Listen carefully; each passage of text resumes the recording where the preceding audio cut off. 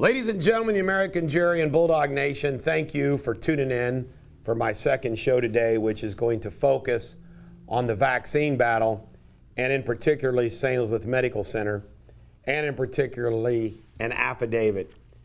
All of you who are on my email list will be receiving a copy of the 9-page sworn affidavit of this witness. Who is this witness? Her name is Valerie Rose. There is only one internal billing charge auditor at St. Elizabeth Medical Center. One. And it's Valerie Rose. And Valerie Rose outlines in her affidavit the massive fraud, billing fraud, COVID fraud that is going on at St. Elizabeth Medical Center. And based upon her opinion, this is probably, no doubt, at least going on at the other tri-state healthcare systems. But I want all of you who receive this, you can spread it around, you can share it with everybody you want, you can share this show with everybody you want. I'm not going to read the affidavit, but by golly, it speaks for itself. And there's no question that this is going on everywhere. Now, you can't make this up. As Valerie Rose came in Friday for an interview, and then yesterday when she sat in her office making this affidavit perfect, she brought up a billing practice that was going on at St. Elizabeth Medical Center, which is basically just automatically throwing in some charges, just throwing them in, not connected to any medical treatment, to get them up to a maximum amount.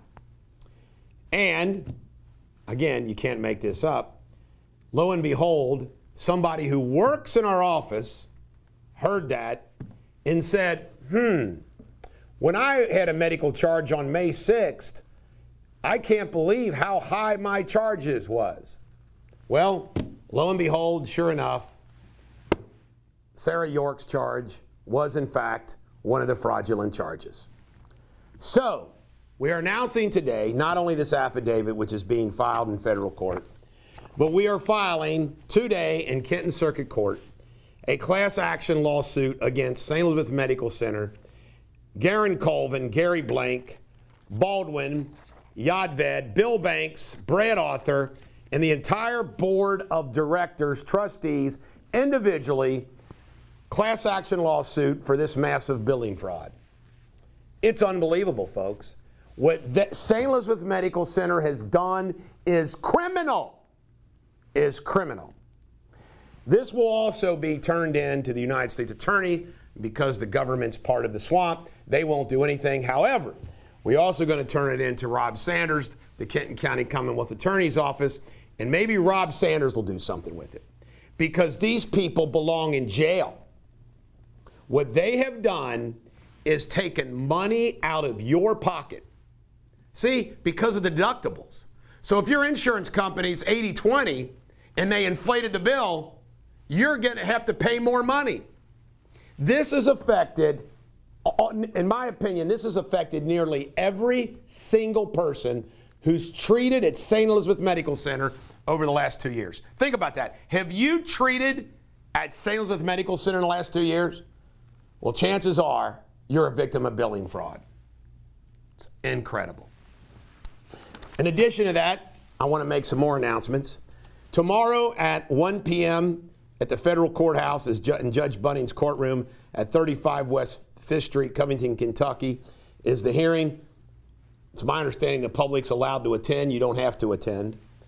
Alan Statman, who is the same lawyer, you can Google Alan Statman if you'd like. Alan Statman is the same lawyer who's been trying the Durrani cases for Deters Law and Wyndham, enters his appearance this afternoon.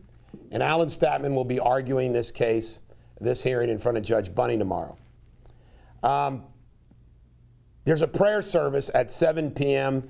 at 13894 Madison Pike, Morning View, Kentucky. It's the same place the Freedom Fest. I'm not involved in this, but some people asked if they wanted to do it and asked for the use of the location. I readily agreed. That's at 7 p.m. if something like that interests you. I'm sorry I'm a little behind on emails. I'll catch up tonight and tomorrow. This is something that I also want to stress. What's going on tomorrow could help every single one of you. That's why we're stressing it. And if any one of you is work in billing or knows someone in billing with personal knowledge of what your employer does, please get us that information. We're particularly interested in Christ, Children's, UC Health, Tri-Health, and Mercy. We are naming the board of directors individually, the officers individually. There is something where corporate liability for a crime is a KRS 502050. We think that applies. We think St. Elizabeth needs to be prosecuted. We think their officers and board members ought to be prosecuted. KRS 273-215 governs liability of a board of directors of nonprofit. We believe that that statute applies and we can prove what we need to prove. What else do I want to share? In the federal case, you can't make this up.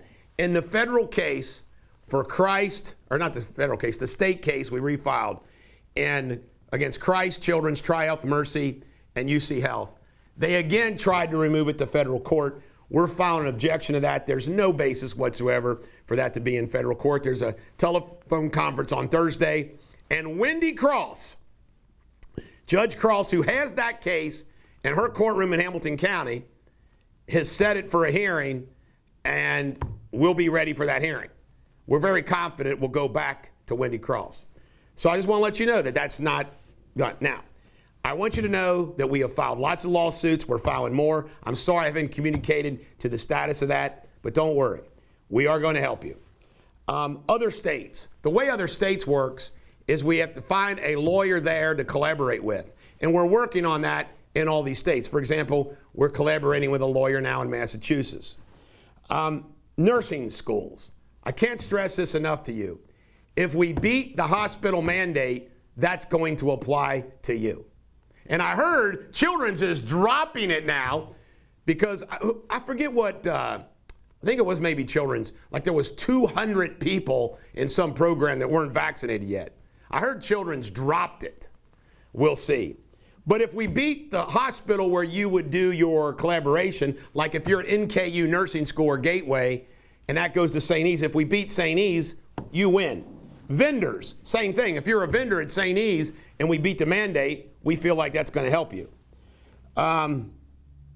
By the way, there's going to be no event. It was going to be a recreational event, but we just got too much going on. There's going to be no event on October 23rd at the fairgrounds. Let me see here.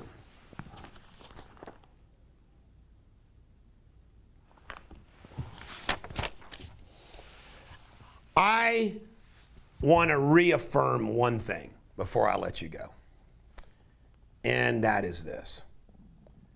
Our government lies to us all the time.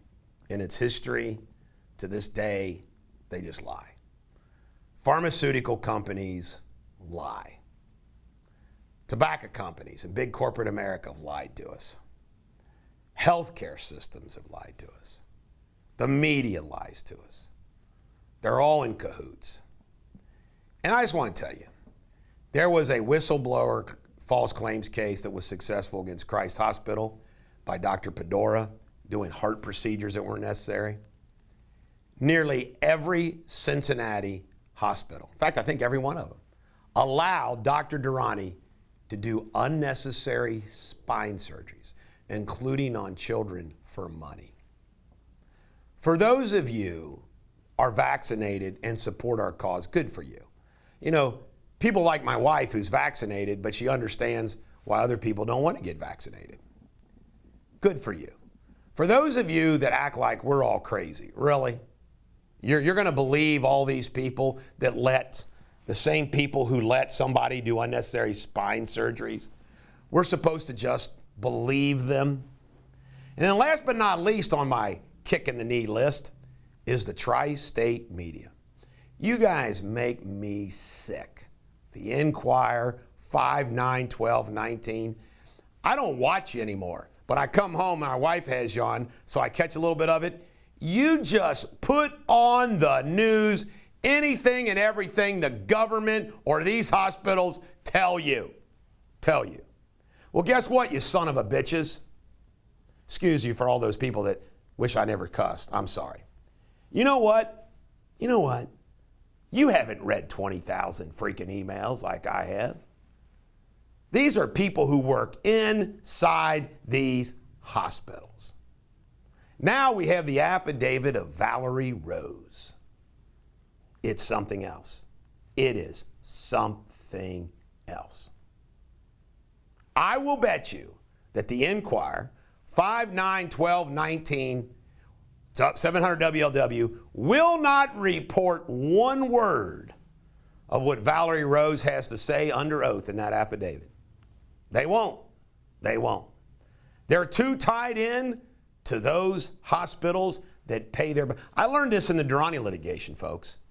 The hospitals next to the automobile companies spend more money at these news sites than anybody else.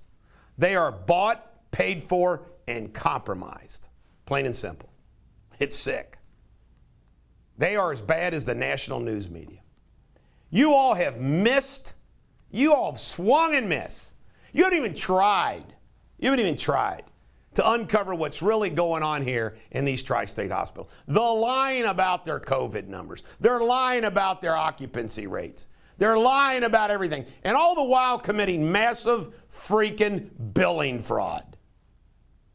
So ladies and gentlemen, the American Jury and Bulldog Nation, if you have been billed something in one of these tri-state hospitals, particularly St. E's, and you think it was higher than it should have been, email me at eric@ericdeters.com.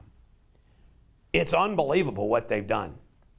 The affidavit will be made public. This is the Bulldog. Every dog has their day. Have a great day.